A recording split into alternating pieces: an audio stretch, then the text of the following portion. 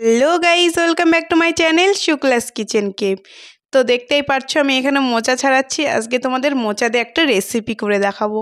তো মোচা ছাড়ানোটা আগে তোমাদের দেখিয়ে দিই কীভাবে আমি মোচা ছাড়াই।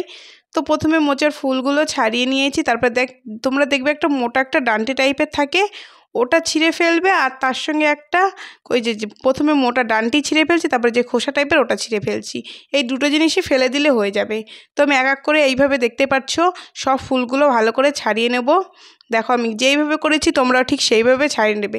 ওটা শক্ত থাকে, ওই জন্য ওটা ফেলে দিতে হয়, আর না হলে কোনো প্রবলেম হয় না। ওটা যতই তুমি রান্না করো না কেন শক্ত থাকবে, তার জন্য ওটা আমরা ফেলে দিই। তো এইভাবে আমি এক এক করে মোচার প্রত্যেকটি ফুল থেকে ওই ডান্ডিটি ফেলে দেবো। ভালো করে মোচার ফুলগুলো আমি ছাড়িয়ে নেব। এইভাবেই তোমরা মোচাটা বেছে নেবে।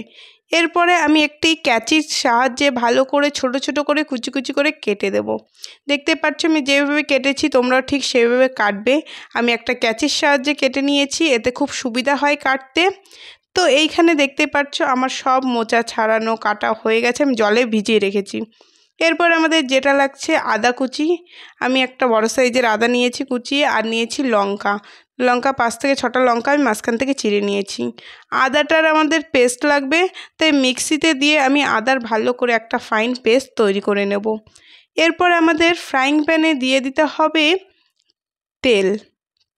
তেল যখন গরম হয়ে আসবে তখন আমরা দিয়ে দিলাম চিংড়ি মাছ। চিংড়ি মাছ দিয়ে আমি দিয়ে দিচ্ছি লবণ, আর দিয়ে দেবো আমি 1 টেবিল চা চামচ পরিমাণ মতন হলুদ। তোমরা চাইলে আগে থেকে লবণ হলুদ দিয়ে মাছটা ম্যারিনেশন করে রাখতে পারো, তবে এইভাবে করলেও হবে। তারপরে আমরা চিংড়ি মাছ ভালো করে ভেজে নেব। আমার চিংড়ি মাছ ভাজা হয়ে গেছে। এবার দেখতে পাচ্ছ যেই মোচাটা আমি কেটে ভিজিয়ে রেখেছিলাম, এবার আমরা জল ঝরিয়ে নেব। মোচার থেকে ভিজিয়ে রাখা খুবই প্রয়োজন। আমি 5 থেকে 6 মিনিট ভিজিয়ে রেখেছিলাম।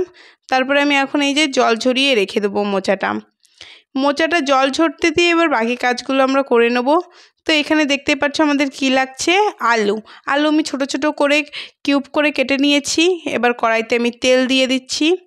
কড়াইতে আমরা তেল দিয়ে দেবো, বেশি না অল্প পরিমাণে তেল লাগবে। তেল যখন গরম হয়ে আসবে তখন আমরা দিয়ে দেবো ছোট ছোট করে কেটে রাখা আলুগুলো দিয়ে ভালো করে আমাদের আলু ভেজে নিতে হবে।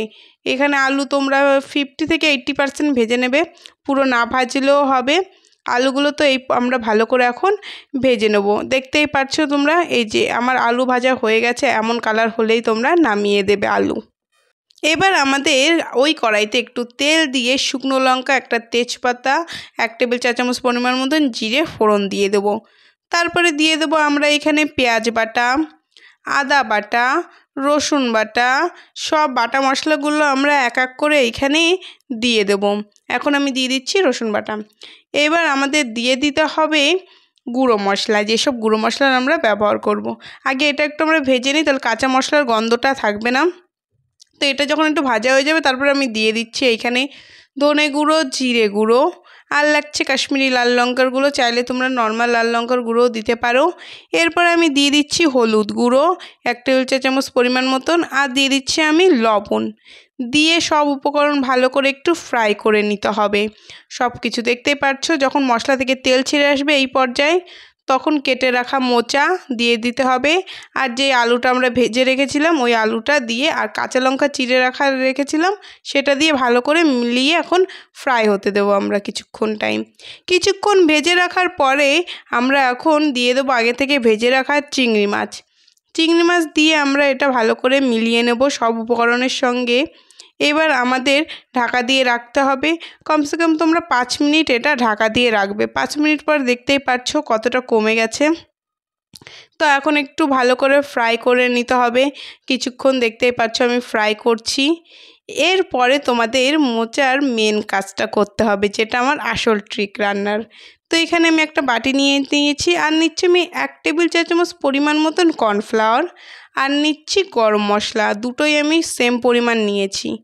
তারপরে আমি সামান্য একটু জল দিয়ে ভালো করে গুলে নেব। এরপরে আমি মোচার উপরে ওই মশলার গুঁড়োটা ছড়িয়ে দেব। দেখতেই পাচ্ছ খুব সুন্দরভাবে মিশে গেছে, হয়ে গেছে আমার রান্না। খেতে দুর্দান্ত হয়, ভীষণ সুস্বাদু হয় খেতে। চিংড়ি মাছ দিয়ে মোচা ঘন্ট দারুণ লাগে। আপনারা যদি একটু অন্যভাবে এটা সার্ভ করতে পারেন তো আরও সুন্দর লাগে। তার জন্য আমি এখানে একটা মোচা ছাড়ানোর পরে যেই কলার খোলাটা হয় না, সেটা আমি রেখে দিয়েছিলাম, মোচার খোলা। তো ওই মোচার খোলা ধুয়ে রেখে ওতেই আমি সার্ভ করব, দেখতে দুর্দান্ত লাগে। তো তোমরা যারা যারা আমার চ্যানেলটি সাবস্ক্রাইব করোনি অতি জলদি গিয়ে সাবস্ক্রাইব করে দাও, আর বেল আইকনটা ক্লিক করতে ভুলো না।